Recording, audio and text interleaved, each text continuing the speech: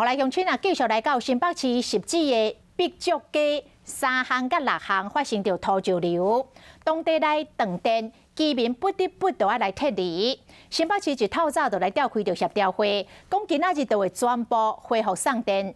啊，互人较烦恼的是，土石流崩车的地点的面顶都是高压电塔。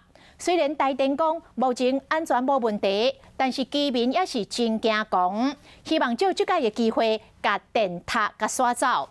新北市长侯友宜嘛赞成，讲无应该互在地人不是安尼心惊胆吓。对，都没电了，好可怜哦！我家的冰箱哦，买了一大堆东西都坏掉了。警署真激动，要求赶紧复电，拢是因为家己的厝内变安尼。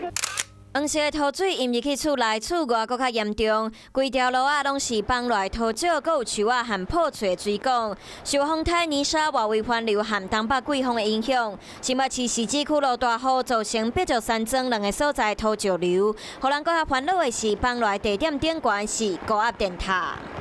电塔结构安全确认以后，再来针对电塔周边的土石崩落的区域做一个基本的一个防护。希望3项底的部分今天就可以做恢复的一个供电。6项的部分，我们会建议台电先做临时的一个供电。我建议台电应该一劳永逸，让高压电厂有11个地方都能够顺利搬迁完毕。安怎处理高压电塔，市长和台电无共调，不过对暂时撤离的民众来讲，安全恢复这是重点。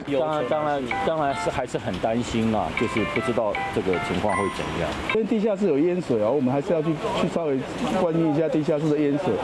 现在遇到了，就是要把它给。因为早前新北市一透早就开协调会，表示撤离的民众伫确定建物安全无问题进前，会继续安置伫饭店。针对高压电塔，台电人员讲，塔机有拍入去严查无安全的问题。华视新闻看起来，赶快订阅我们的华视新闻 YouTube 频道，欢迎按赞、订阅、开启小铃铛，最新最及时的资讯要提供给你。